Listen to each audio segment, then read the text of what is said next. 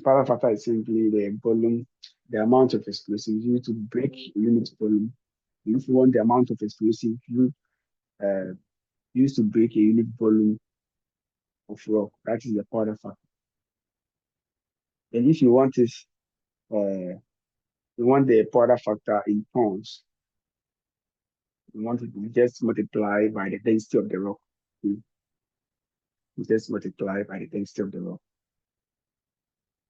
So, and you get it in cubic tons per cubic meter. Tons per cubic meter.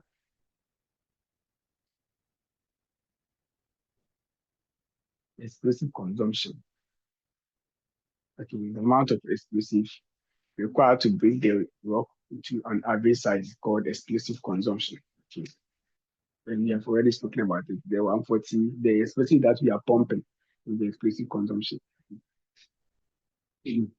Blast hole initiation sequence. This one, we'll talk more about it when we are using the software. In fact, we will demonstrate it. We will all do it together. So that will be the tie-up.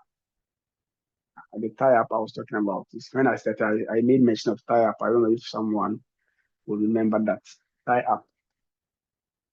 Tie-up. Tie-up.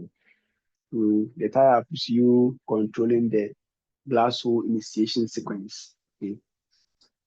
So maybe you say during your blasting, you want this hole to go first, this hole will blast first. Because tie up is very necessary. If you don't tie up, you don't use any tie up and just charge the holes and you blast them, you can't blast all of the holes at the same time. If you blast them, they will hold the mine because the amount of PPV that will be generated, I don't think it will cause a lot of havoc, structural failure, and a lot. So you have to do tie up and control the initiation sequence. So let's say you say this hole will go first. After this, maybe this one will go. Yes, you will do it. Okay, don't worry. We have different types of tie up. You will do it. You use the software to demonstrate it so that you blast and simulate that and you see how the holes will be blasting. That this will go first, then this will go right. So don't be confused about this. This one, you use the software to do it. We will do it ourselves. Okay, so don't worry about it. You have square V. For the type, we have the echelon and you have the chevron. Okay, for the echelon, we have normal echelon and you have central echelon. Also, we have center lifting. You have center lifting. You have different types. You will do it. You will do all of them. So don't be confused about that. Tie up, you do it. So tomorrow, God willing, you start with the software. And tomorrow, you will first familiarize ourselves with the interface. Okay. So tomorrow, just and make sure you have them installed. Okay. I'll share them in the folder, and I'll add a video to guide you to install. And still, if you are not able, it is a cracked version. If you are having any challenges installing, you can just um, email me, text me, email me. Okay, okay. Let me give you my mail so that you can just email me. Or better still, you try and tomorrow when we start the lectures, I'll ask how many of you have been able to install. If there are many of you, I'll go over it again here. All right, but try our best to install it so that it will be quick. So tomorrow we'll familiarize ourselves with the interface. Then maybe Wednesday, Thursday, Wednesday we'll start with the pattern design. Then maybe Thursday you do the tie-up. Then Friday you just use it to refresh yourselves and prepare for your test.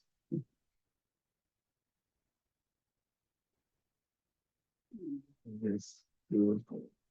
This is talking about the formation of fly rock. Okay. So you realize that from this figure, we have this is the hole. is the hole. The inclined hole that they draw. You see, have the free face here. We see for this one, free face. This is the hole.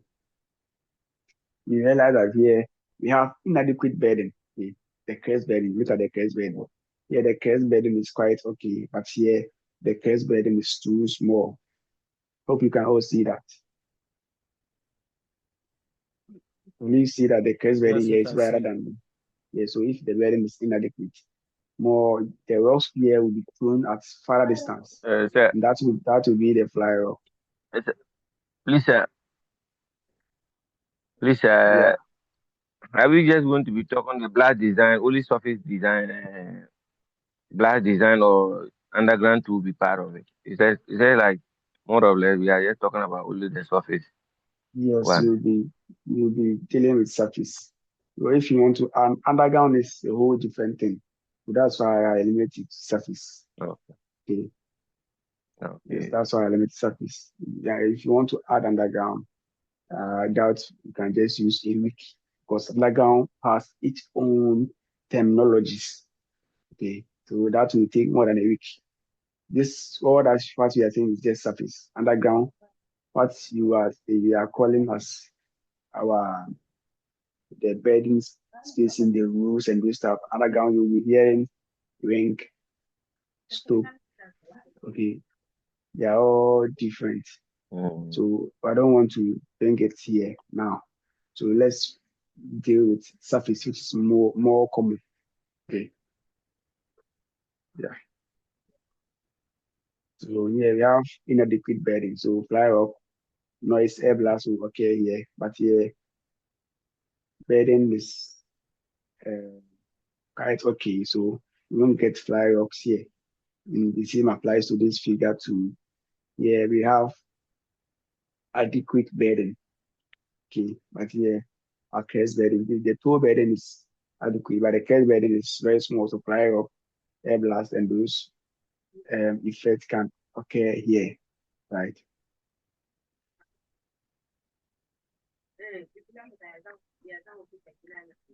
Gila, baga kahit yun ako lang. Uh, Terry blast design keys to optimum explosive performance. So the explosive energy must be evenly distributed to achieve uniform fragmentation, just as we spoke about. That's why we sometimes use the air decking, proper hole diameter to bench height relationship. Yes, appropriate bedding to spacing relationship, careful implementation of the design, and the angle though in some cases to match existing phase conditions, all those ones. Yes. So yes, that will bring us to the end of the surface blast parameters. So I want you to familiarize yourself with all of them, okay, because we'll be using them. So that brings us to the end.